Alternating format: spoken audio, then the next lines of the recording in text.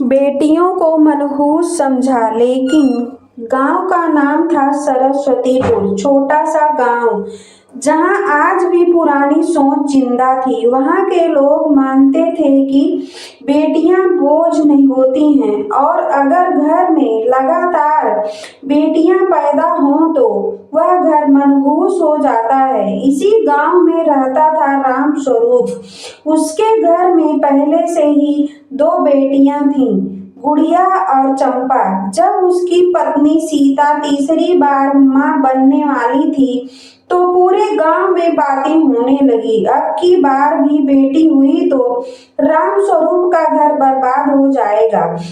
बेटियां तो सिर्फ खाने वाली होती हैं। सीता हर बात सुनती थी, लेकिन चुप रहती थी। उसे डर था कि अगर इस बार भी बेटी हुई तो ना जाने क्या होगा। जब तीसरी बेटी पैदा हुई तो रामस्वरूप के चेहरे पर मायूसी छा गई।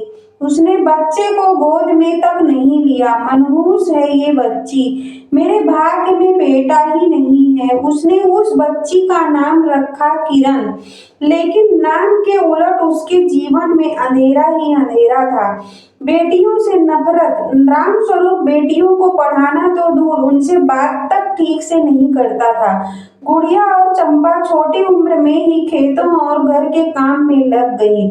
किरण तो जैसे घर में पैदा होकर भी अनचाही थी।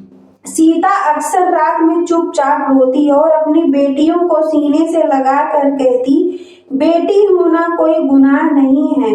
समय बदला, हालात नहीं। समय बीतता गया। गुड़िया और चंपा ने बिना किसी सहारे के पढ़ाई जारी रखी। वह स्कूल में हमेशा अव्वल आती थी, लेकिन रामस्वरूप को इससे कोई फर्क नहीं पड़ता। एक दिन उसने साफ कह दिया, पढ़ लिख कर क्या कर लेगी, आखिर जाना तो पराए घर ही है। किस्मत का इम्तिहान। एक साल गांव में भयंकर सूखा पड़ा। फसलें बर्बाद हो गईं। रामस्वरूप कर्ज में डूब गया। घर चलाना मुश्किल हो गया। इसी बीच रामस्वरूप बीमार पड़ गया। इलाज के पैसे तक नहीं थे। गांव के लोग जो कभी ताने मारते थे, आज मदद के नाम पर मुंह फेर रहे थे। बेटियों की परीक्षा उसी समय। गुड़िया ने शहर जाकर नौकरी करने का फैसला किया। उसने दिन रात मेहनत की और एक स्कूल में शिक्षिका बन गई। चंपा ने सिलाई का काम शुरू किया और किरण ने पढ़ाई में अव्वल आकर स्कॉलरशिप हासिल की। तीनों बेटियों मिलकर अपने पिता का इलाज करने लगीं। शहर के बड़े अस्पताल में भर्ती कराया गया। रामस्वरूप को जब होश आया और उसने देखा कि उसके पास उसकी बेटियां खड़ी हैं, तो उसकी आंखों से आंसू बहने लगे। पछतावे के आंसू। मैंने तुम लोगों को मनहूस समझा, लेकिन आज मेरी जान तुम्ही ने बचाई। किरण ने पिता का हाथ पकड़कर कहा, बाबूजी, बेटी कभी मनहूस नहीं होती, सोच मनहूस होती है। यहाँ यह सुनकर रामस्वरूप फूट फूट कर रो पड़ा। समाज को मिला जवाब। कुछ समय बाद रामस्वरूप ठीक हो गया। उसने गांव में सबके सामने अपनी गलती मानी। मैंने बेटियों को बोझ समझा, लेकिन आज मेरी बेटियां मेरी ताकत हैं। उसने गांव में बेटी शिक्षा अभियान शुरू करवाया।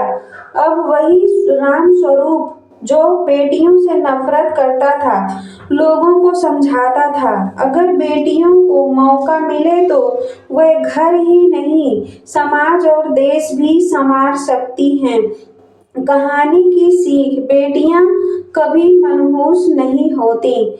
मनहूस होती हैं पुरानी और संकीर्ण सोच। बेटियां लक्ष्मी भी हैं, सरस्वती भी। उन्हें अवसर दीजिए, वे चमत्कार कर दिखाएंगी। गाइस, इस तरह की इमोशनल स्टोरी आपको पसंद आए तो चैनल को लाइक और सब्सक्राइब जरूर करना। Thank you guys.